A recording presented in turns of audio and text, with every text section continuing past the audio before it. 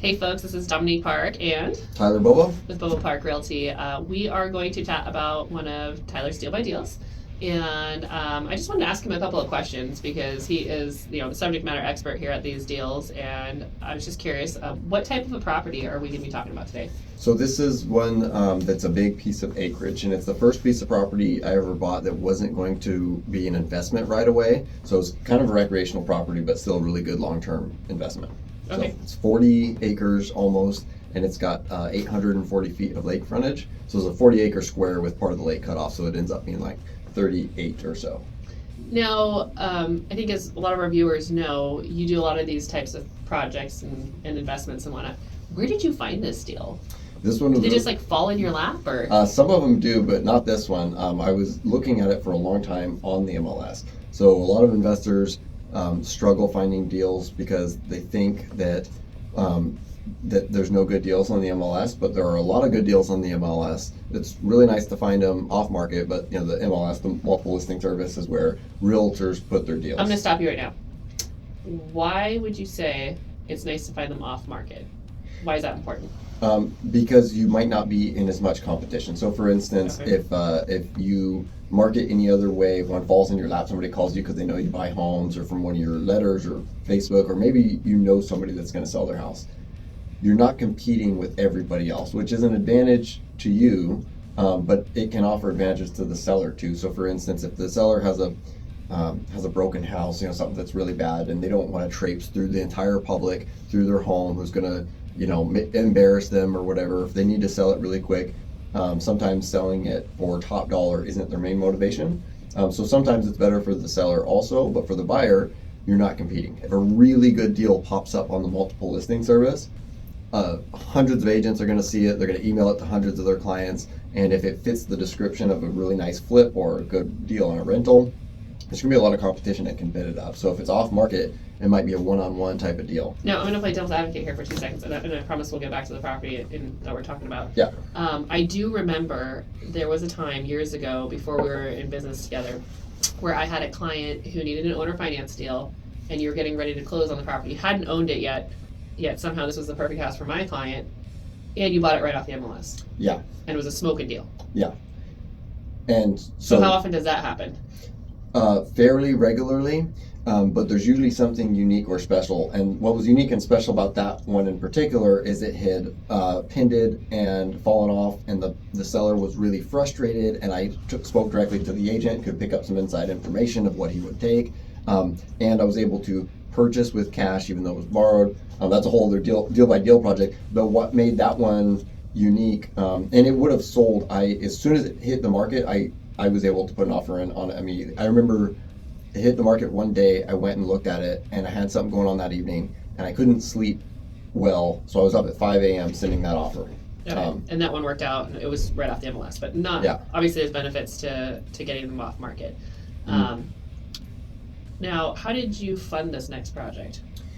So back to this land, which was right on the MLS. Oh, sorry, I want to backtrack on that one, because most of the time you might be in big competition if you're looking at stuff right on the MLS. But if you see something that other people don't, or if the agent did a bad job, and that's not super common. Obviously, there's agents that don't do a good job, but usually if you market it on the MLS, it gets out to everybody. This was land, and this agent, who's since retired, did an absolutely horrible job. And so I won't name them. It doesn't matter because they're retired. But this agent had millions of dollars worth of real estate that was mostly land listed for one seller that was an estate. This person had passed away that had millions of dollars worth of land that they were buying to hold, and they held it for decades. Most of this land was water frontage like mine, or highway frontage. Like, these were big acreage buy and hold pieces. They gave all this business to this realtor that listed millions of dollars worth of land with exactly 0 pictures of the lake frontage of anything. It was crazy. And so this land was listed with no pictures, horrible listings, just like, 40 acres out there and whatever, and he wasn't even trying, which is horrible for his client. Worked out really well for me. I watched it for sale for like 2 years and all these other pieces before I was in the position to buy this property that wasn't going to turn around and make me money. I've been investing a long time. So your personal one that you held on to? Yeah, this is the acreage we're talking about. Yeah. Yeah, so this was in 2019 or 2018. I think it was 2019 I bought it. And it was the first time I bought something that wasn't meant to make me money right away. It's a great investment. It's gone up a lot, but it wasn't going to be a rental or a flip. It's just going to sit there and cost me money, which is why it took me a couple years to be able to justify it. And I wish I would have bought the other properties around it. It would have been so cool, but it just wasn't in the cards at that time. And you asked how I funded it? Yes. How'd you fund it? So I would have been able to buy it sooner if they would have owner financed it, but it was an estate sale and they weren't interested in doing that. But I was finally able to get a private money investor to fund all of it for me and finance it kind of like an owner finance, just with a private party. Okay. So this was a colleague. And can I pause you for 1 second? Yeah. For our viewers that are listening, so you can get owner finance through an estate sale if the estate is willing to do so. So that is an option, but in this particular case, the estate didn't want to do that. Yeah, it's perfectly possible. I've done it a couple of times, but it's very uncommon because the estate is trying to close the books on the estate, and a lot of times when there's multiple heirs, one of them doesn't want to collect payments, and another one has to buy them out. It's just complicated and a little unlikely that they will be willing to owner finance it. I personally had somebody owner finance to me once out of an estate sale, and it was Yep. one of the members who allowed it and was collecting on the note, and he basically paid off the rest of the members. So, Yeah, so it's possible. I've done it. It's just not common. Usually they won't want to do it. Now, if you found it off market, you can go direct to them, and you're more likely to be able to get the owner finance because you can explain the benefits. Of course, there's pros and cons to an owner finance, but if you are able to sit in front of them and show them why it might be a benefit, you're more likely to be able to get through to them than if it's listed with a realtor who is not creative financing savvy or just friendly. doesn't understand it. So you can do it. I didn't. I just used the private money. It was a colleague who knew, liked, and trust me. That's where you'll get your private investors most of the time, is people who know that you know what you're doing. She invested all the money for the purchase. I bought it for $125,000 for 40 acres. Even then, it was a screaming deal. But of course, the real estate market has gone up so much since then. What would you say it's worth today?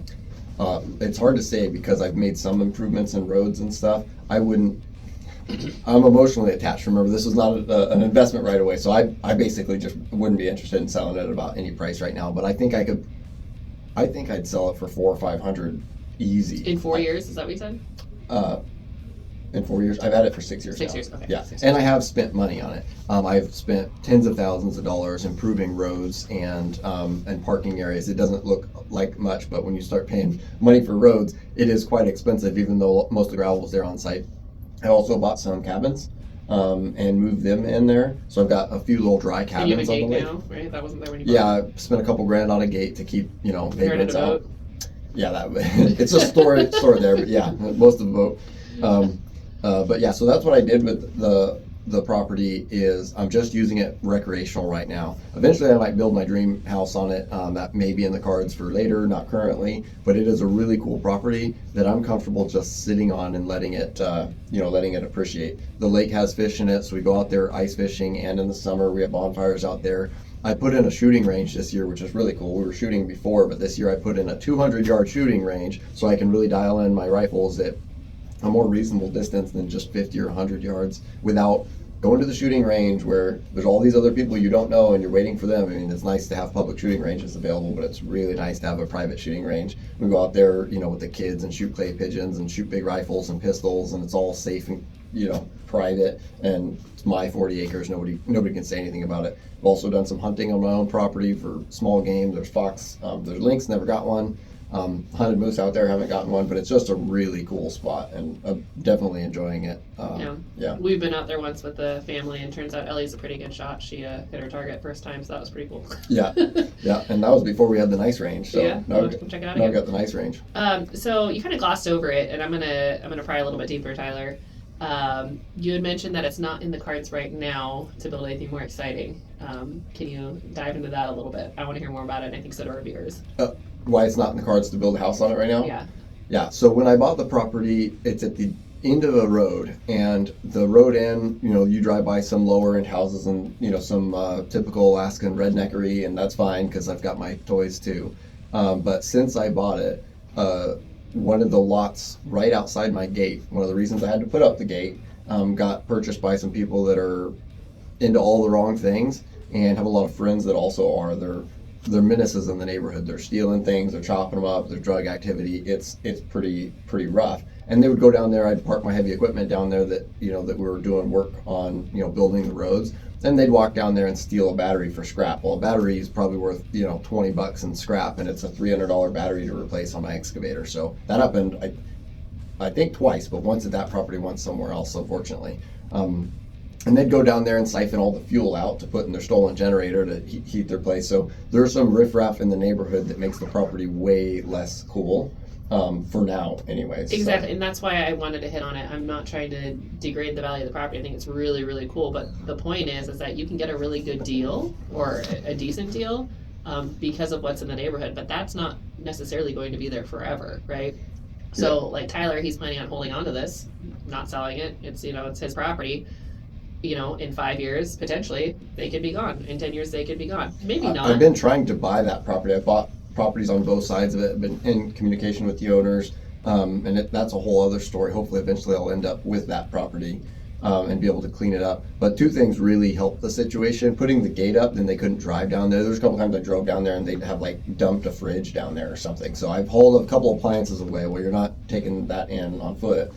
So that mitigated that. And the other thing, I mentioned I wish I was able to buy the other properties around it. Well, one of the other large lakefront properties just past it, they have an easement through my property because it's their only access. So they're allowed to come through on my main road into their property, which is kind of a little annoying, on that side, but I knew that was the case when I bought it. They had bought the property after I bought mine and started from the same estate and started building this last year. So now they're coming through regularly on their daily, trips to town or, whatever. And them being there is slightly annoying, but it really cut down on the riffraff because now they know that the place is occupied, even though it's not my property that's occupied. If my neighbors came through and there was some tweaker on the side of the road, they'd get removed. So that's helped a lot, but that still makes me, just with them in the neighborhood, makes me pause on building a really nice forever home down there right now, anyways. So, the point being that I was trying to drive with that is, long term, the investment is there, right? The property's going to keep appreciating. Hopefully the tweakers go away eventually. I actually recently saw a photo online of Wasilla Lake in 1955. Wild, 2 houses on the lake. Mm-hmm. And now look at it. I mean, there's, shoulder to shoulder with houses. And very expensive. That wasn't that long ago. Yep. I remember 1955 like it was yesterday. I'm just saying, it wasn't that long ago. Yeah, these lakefront properties, there's only going to be so many, so I really enjoyed having this one, and I'm out there almost weekly, especially this last several months. I've been out there, shooting, and it's just a really cool place. I got my canoe just left there, and I can go out there and catch nice pike and take the kids out and have a good time. Nice.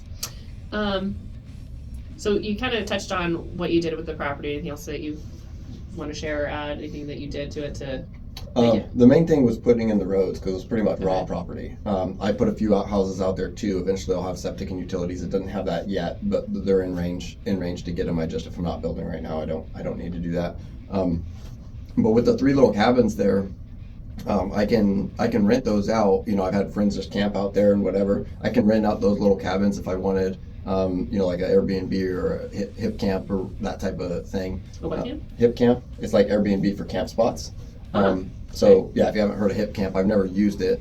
But if you have a property with a nice view, on the creek or a lake or whatever, Pitch your tent and rent it. yeah, you can have a spot for people to either pitch their tent or dry cabins. So Airbnb, you expect more of a house generally, but hip camp is for camping, and so some of them are cabins. What does HIP stand for?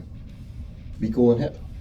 Oh. Yeah, I don't think it stands for anything. It's it's like a hippie. hipster. Yeah, I don't know. I didn't ask, but Be happy, enjoy the dirt in the lake. It's a thing out there. So I can generate income on it right now, but it's not costing me a ton of money. I've got the one mortgage on it from the private investor that's getting chipped away at, and I pay my taxes on it. But it could be an income generator already. But really, when you're investing, and again, this wasn't really an investment, but it's still a deal.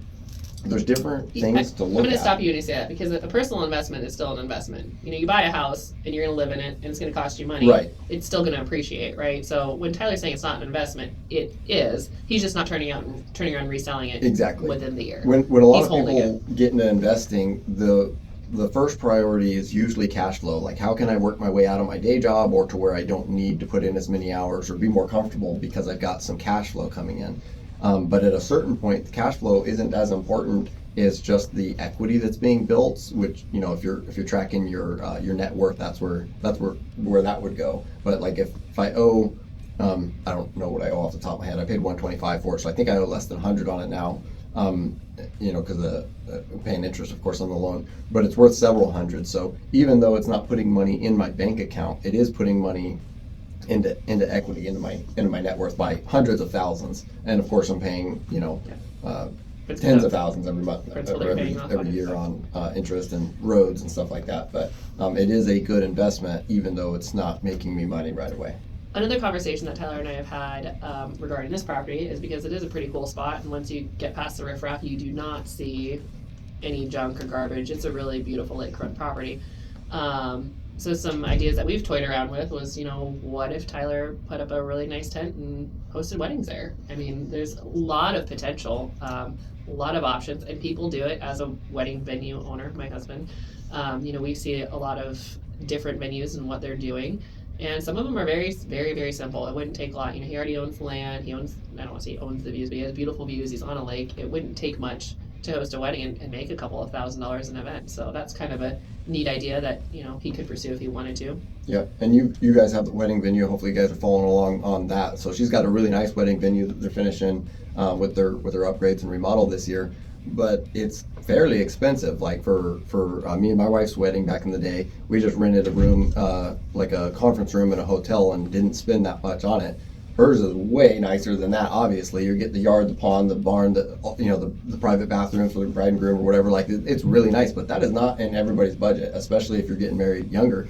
I would have been very happy, especially in the summer, just to have a place out on a lake. If you got some sort of structure to stay out of the rain, just show up, do your thing, have a barbecue, beautiful spot, and then, you know, even maybe a cabin or something for if they wanted to stay the night. But that would have never crossed my mind if she wasn't in the wedding venue business. But, you know, it could be something a lot more affordable that wouldn't cost me hardly anything, and get some insurance or whatever. And I haven't asked you about your payments, but, you know, if you got serious about it, I would be willing to bet that you could make a year's worth of payments in the summer just hosting a few weddings. Oh, definitely, yeah, because my payments on it aren't very much. Yeah. So, So you it's know, food for compared to the thought price as far of as weddings. affordability. If you are considering buying something like this, there are ways to cash flow, even though Tyler wasn't intending on cash flowing on this property when he bought it. So Yep. So there's cool options in the real estate world. Anything else that you want to share as far as the outcome that we maybe didn't discuss already? No, it's just really cool. Yeah. Yep. I like it. It's There's pretty cool. pike there. We're Pike and gonna go ice fishing in the next week or two and get some fish. Nice. Well, I think that's it for now, right? Yep, that'll do it. Anyway, Appreciate you guys tuning in, and make sure you subscribe, and yeah, see you next time. this is deal number 47 of the Deal by Deal. I haven't been putting them out this summer. Got busy and other excuses, but I've got almost 100 deals that we're going to try to work through about different investments and things and how I bought them and how they came. So thanks for following, and we'll see you on the next one. See you soon.